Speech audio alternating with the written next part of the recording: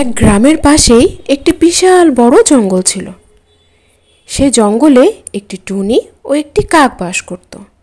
তারা দুজনই খুব ভালো বন্ধু ছিল। প্রতিদিন টুনি ও কাক একসঙ্গে খাবার খুঁজতে যেত আর একসাথে দুজনেই খাবার খুঁজে বাসায় চলে আসতো। তারা দুজনেই সব সময় হাসি খুশি থাকতো। একদিন টুনি ও কাক খাবার খুঁজতে বের হলে টুনি খাবার পেয়ে যায়। এই দেখো, আমি খাবার পেয়ে গেছি। ওহ টুনি, তুমি তো খাবার পেয়ে গেছো, এবার তুমি বাসায় চলে যাও। আমি খাবার পেয়ে চলে যাব বাসায়। না না কাকুলি, তুমি এখনো খাবার খুঁজে পাওনি, আমি তোমাকে খাবার খুঁজতে সাহায্য করব। কাকুলি টুনির কথা শুনে ভীষণ খুশি হয়ে গেল আর দুজনেই খাবার খোঁজার জন্য চলে যায়। টুনি আর কাকুলি অনেকক্ষণ পর্যন্ত খাবার খুঁজতে থাকে, কিন্তু কাকুলি কোনো খাবার খুঁজে পায়নি। টুনি, আমি তো অনেক ক্লান্ত হয়ে গেছি, কিন্তু আমার জন্য কোনো খাবারই পেলাম না। হ্যাঁ কাকুলি, কিন্তু তুমি একদম চিন্তা করবে না, তুমি আমার থেকে খাবার নিয়ে যাও। আজ আমাদের খাবার আমরা মিলেমিশে ভাগ করে খাবো, এইভাবে আমাদের সম্পর্ক আরো গভীর হবে। কাকলি তখন ভীষণ খুশি হয়ে গেল আর টুনিকে বলল, তুমি খুব ভালো টুনি, আমি অনেক ভাগ্যবতী যে তোমার মতো বন্ধু পেয়েছি, তার জন্য হাজার হাজার শুকরিয়া তোমাকে। আরে কাকুলি, এর জন্য শুকরিয়া আদায় করার কি আছে? আমি তোমার বন্ধুই, তাই না? টুনি আর কাকুলি তাদের বাসায় চলে আসে। টুনি তার দুই ছানাকে নিয়ে কাকুলির বাসায় আসলো আর বলল, কাক বন্ধু, আমি একটু বাইরে যাব, তুমি কি আমার দুই ছানাকে একটু দেখে রাখবে? আরে বন্ধু, এটা জিজ্ঞেস করার কি আছে? আমি অবশ্যই তোমার বাচ্চার খেয়াল রাখতে পারবো, তুমি নিশ্চিন্তে বাইরে যেতে পারো। টুনি কাকুলির কথা শুনে নিশ্চিন্তে বাইরে এলো। এদিকে কাকুলি তার বাচ্চা আর টুনির বাচ্চাদের দেখে রাখে। কিছু সময় পর টুনি চলে আসলো আর বলল, কাকুলি, তোমাকে অনেক ধন্যবাদ, তুমি আমার ছানাদের খেয়াল করেছো। আমি আমার চুমকি আর ঝুমকিকে নিয়ে বাসায় গেলাম।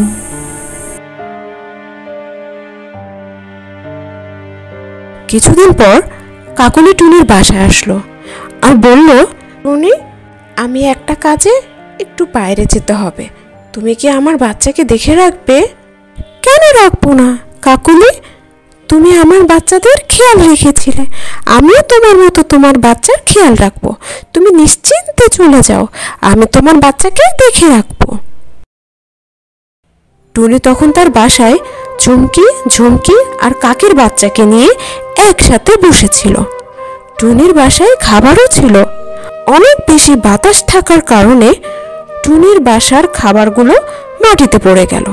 আর টুনি তখন বলল, হায় হায়, খাবারগুলো তো সব মাটিতে পড়ে গেল, আমাকে খাবারগুলো নিয়ে আসার জন্য নিচে যেতে হবে। আমি খাবারগুলো উঠানোর জন্য নিচে যাচ্ছি, তোমরা তিনজন একদম দুষ্টুমি করবে না। এই কথা বলে টুনি তখন নিচে চলে যায়। টুনি নিচে নামতেই তিনজন বাচ্চা খেলা শুরু করে আর একজন আরেকজনকে ধাক্কা দিতে থাকে। তিনজন খেলতে খেলতে হঠাৎ কাকের বাচ্চা নিচে পড়ে যায়। কাকলির বাচ্চা অনেক ছোট ছিল, সে যখনই মাটিতে পড়ে গেল সাথে সাথে বাচ্চাটি মারা গেল। টুনি এই দৃশ্য দেখে সাংঘাতিক ভয় পেয়ে গেল আর বলল, এ কি হয়ে গেল? কাকের বাচ্চা তো নিচে পড়ে গেল, এ তো এখনো উঠছে না। কিছুক্ষণ পর কাকলি যখন এখানে আসলো, দেখলো যে তার বাচ্চা মরে গেছে। তা দেখে কাকলি ভীষণ রেগে গেল আর বলল, টুনি, এ কি হয়েছে? তুমি আমার বাচ্চাকে দেখে রাখোনি? দেখো, এ উঠছে না। আমি তোমার ভরসায় তাকে রেখে গিয়েছিলাম, তুমি এটা ঠিক করোনি। না না কাকুলি, এখানে আমার কোনো দোষ নেই, অনেক বেশি বাতাসের কারণে খাবার নিচে পড়ে যায়, আমি খাবার উঠানোর জন্য নিচে চলে আসি, আমি কখনো বুঝতে পারিনি যে সে বাসা থেকে পড়ে যাবে। সব দোষ তোমারই ছিল, খাবার উঠানোর জন্য নিচে নামা উচিত হয়নি তোমার। আজকে থেকে তোমার আর আমার বন্ধুত্ব শেষ। এ কি বলছো কাকুলি? আমাদের বন্ধুত্ব অনেক গভীর।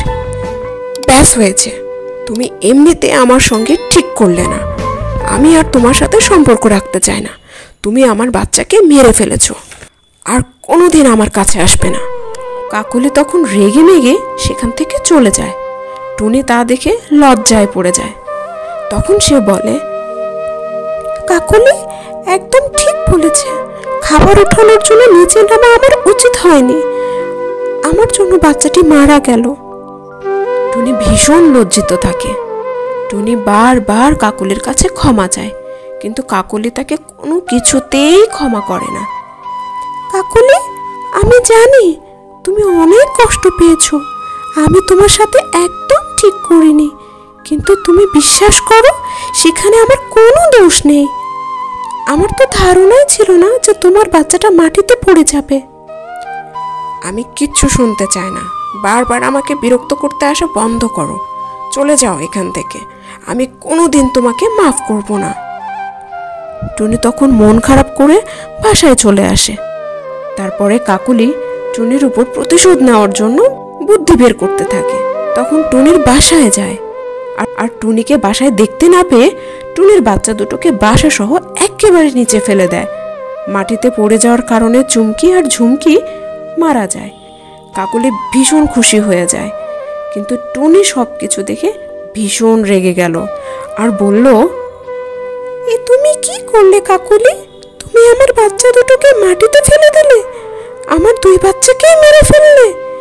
এটা আমার সাথে তুমি ঠিক করোনি।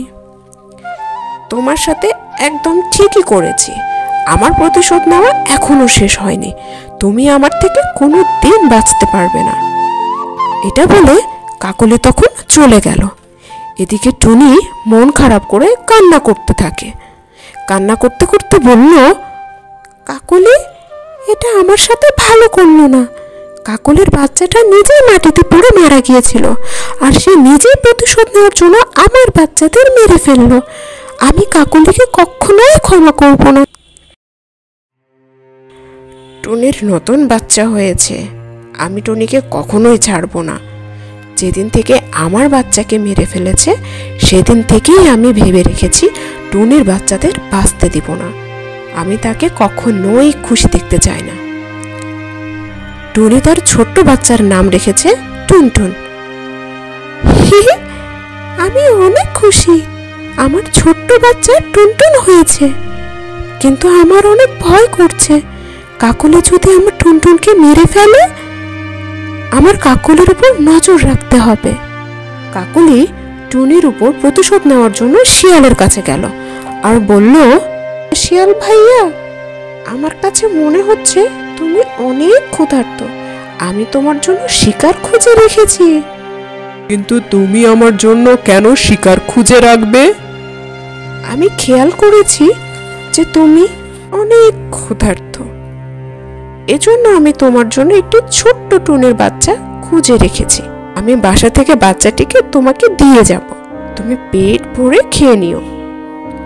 আরে বাহ, টুনির ছোট্ট বাচ্চা! আমার তো ছোট ছোট বাচ্চা অনেক পছন্দ। ছোট্ট বাচ্চার মাংস অনেক স্বাদ হয়। টুনি কাকলির উপর নজর রাখে আর সব কিছু শুনে ফেলে। টুনি তখন টুনটুনকে নিয়ে সেখান থেকে চলে যায়। কাকলি তখন শিয়ালের বাসায় আসে। এদিকে কাকের বাচ্চা তার বাসায় খেলা করছে।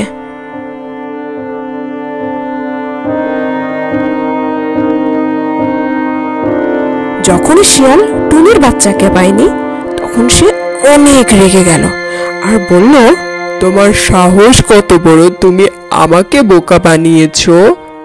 তুমি আমাকে মিথ্যে বলেছ, আর মিথ্যে কথা বলাকে আমি কখনোই পছন্দ করি না। আর ছোট্ট টুনির বাচ্চা খাওয়ার লোভ দেখিয়েছ। আমি অবশ্যই মাংস খাবো, আর সেটা তোমার বাচ্চা। এখন আমার খিদে পেয়েছে। আমার ছোট্ট কাক অনেক পছন্দ।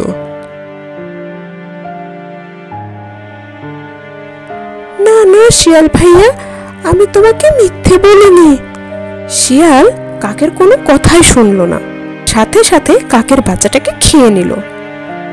কাক তখন ভীষণ মন খারাপ করলো আর বলল, আমি টুনির খারাপ চেয়েছি আর এখন আমার সাথেই খারাপ কিছু হয়েছে। আমার অনেক ভালো শিক্ষা হয়েছে। এই কথা বলে কাক অনেক কান্না করতে লাগলো।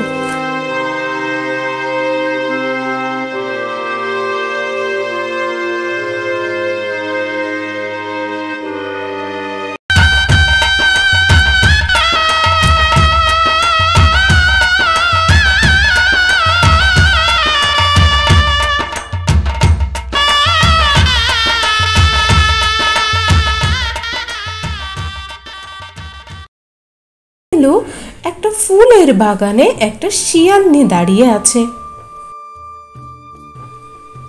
এ বাবা, কি সুন্দর একটা শিয়ালনি! যাই তো, তার কাছে যাই, একটু ভালো মন্দ কথা বলে আসি। শিয়াল হাঁটতে হাঁটতে শিয়ালনির দিকে এগিয়ে গেল। তার কাছে আসতে শিয়াল বলল, এই যে শুনছো, তোমার বাড়ি কোথায় গো? তুমি কোথা থেকে আসছো? এর আগে তো কখনো তোমাকে দেখিনি। হ্যাঁ, আমি অনেক দূরের বন থেকে এসেছি। এখানে ফুলের বাগান দেখে আমার মন ভরে গেছে, তাই দেখছিলাম। বাহ বাহ, বেশ। তা ফুলের বাগান দেখতে কেমন লাগছে? খুব সুন্দর লাগছে, মনে হচ্ছে এখানেই থেকে যাই। তা থেকে যাও। না, এখানে তো আমার কেউ নেই, ঘর বাড়িও নাই, কোথায় থাকবো? সেটার চিন্তা করো না, তুমি চাইলে আমার সঙ্গে থাকতে পারো। ও মা, এ কি বলছো তুমি? তোমার সঙ্গে থাকতে যাব কেন? জানো শিয়ালনি, তোমাকে দেখি আমার খুব মনে ধরেছে। আমার সাথে চলো, আমি তোমাকে বিয়ে করে সংসার করব। এমন সময় সেখানে আরো একটি শিয়াল হাজির হলো। এসেই সেই শিয়ালকে একটা লাথি মেরে ফেলে দিল আর দূরে গিয়ে পড়ল শিয়াল। কে বাবা তুমি? আমাকে মারলে কেন? মারবো না তো কি, তোকে আদর করব? তোর এত বড় সাহস, তুই শিয়ালনিকে বিয়ের কথা বলছিস? ও, বুঝতে পেরেছি, ও নিশ্চয় আপনার মেয়ে হবে, তাই আমার কথা শুনে আপনি রাগ করেছেন। কি বললি তুই? আমার বউকে আমার মেয়ে বানিয়ে দিলি? দাঁড়া, দেখাচ্ছি মজা। এরপর শিয়াল দিল এক দৌড়। এসব ঘটনা দূর থেকে কাক সবকিছু দেখছিল, আর কাক বনের সব পশু পাখিদের এই ঘটনা বলে দিল। এদিকে শিয়াল সেখান থেকে পালিয়ে বনের মধ্যে হাঁটছিল। হাঁটতে হাঁটতে একসময় দেখলো পায়রা তার কাছে এলো। শিয়াল ভাই, কি কথা শুনলাম, তুমি নাকি ওই শিয়ালের কাছে মার খেয়ে এসেছো? কি বাজে কথা বলছো? এসব কে বলেছে তোমায় শুনি? কে আর বলবে, ওই কাক ভাই বলেছে। সে সারা জঙ্গলের সবাইকে বলছিল, আমি তো তার থেকেই শুনে আসলাম। একদম মিথ্যে কথা। ওই কাক অযথা আমার নামে মিথ্যে রটনা রটাচ্ছে। ওর কোনো কথাই তোমরা বিশ্বাস করো না। আচ্ছা ঠিক আছে, কিন্তু তোমার পা দিয়ে রক্ত পড়ছে কেন? আর দেখলাম খুঁড়িয়ে খুঁড়িয়ে হাঁটছো। ও কিছু না, হাঁটতে গিয়ে একটা পাথরে পায়ে ধাক্কা লেগেছিল, তাই রক্ত বের হয়েছে। তাই হাঁটতে একটু কষ্ট হচ্ছে। আমার অনেক কাজ আছে, আমি এখন চলি। শিয়াল জলদি সেখান থেকে চলে গেল। বুঝেছি, কাক ভাই যা বললো তাই সত্যি, নিশ্চয় মার খেয়েছো। এদিকে শিয়াল মন খারাপ করে হাঁটতে থাকলো। না, এই জীবনে আর বেঁচে থাকা যাবে না, এখন আমার মরে যাওয়াই ভালো। বনে তো কাউকেই মুখ দেখাতে পারবো না। শিয়াল একটা রশি নিয়ে হাজির হলো একটা গাছের নিচে। না, আমার জীবনের আর কোনো মূল্য থাকলো না, আমার মরে যাওয়াই ভালো। টুনি, তুই আমাকে ক্ষমা করে দিস। এই কথা ভাবতে ভাবতে দেখলো সেখানে হাজির হলো এক সুন্দর শিয়ালনী। কি করছো শিয়াল? তুমি এখানে দড়ি দিয়ে কি করছো? আমি আর বাঁচতে চাই না, তাই দড়িতে ঝুলে আমি মরে যাব। সে কি? কেন তুমি মরতে যাবে? কি হয়েছে তোমার? আমাকে খুলে বলো। তোমায় আর কি বলবো, বনের সবাই আমাকে নিয়ে উপহাস করে, তুচ্ছ তাচ্ছিল্য করে, সবাই আমাকে অপমান করে, তাই জীবনে আর বেঁচে থাকতে চায় না। কিন্তু কেন কেন তোমাকে তুচ্ছ তাচ্ছিল্য করে? না বুঝে এক শিয়ালনিকে আমি বিয়ের প্রস্তাব দিয়েছিলাম, তার স্বামী এসে আমাকে খুব মেরেছে। তাদেরকে বলে সবাই আমাকে নিয়ে হাসাহাসি করে, তাচ্ছিল্য করে, আর আমার বিয়ে হয়নি বলে সব সময় অপমান করে। ও, এই ঘটনা। দেখলে, তুমিও আমাকে অপমান করলে। না না, আমি তোমায় অপমান করিনি। তুমি এই সামান্য কারণে মরতে চাইছো, এই কারণে আমার হাসি পেল। আজ তোমার সব সমস্যার সমাধান আমি করে দিব। চলো, এখনই আমি তোমায় বিয়ে করব। তুমি সত্যি বলছো? তুমি সত্যিই আমায় বিয়ে করবে? হ্যাঁ হ্যাঁ, আমি সত্যিই তোমায় বিয়ে করব। বেশ, চলো তাহলে। আমার একটা বোন আছে, তার কাছে যাই, সে সব ব্যবস্থা করবে। শিয়াল আর শিয়ালনি টুনির কাছে গেল। টুনি তো শিয়াল আর শিয়ালনিকে দেখে অনেক খুশি হলো আর ধুমধাম করে তাদের বিয়ে দিয়ে দিল।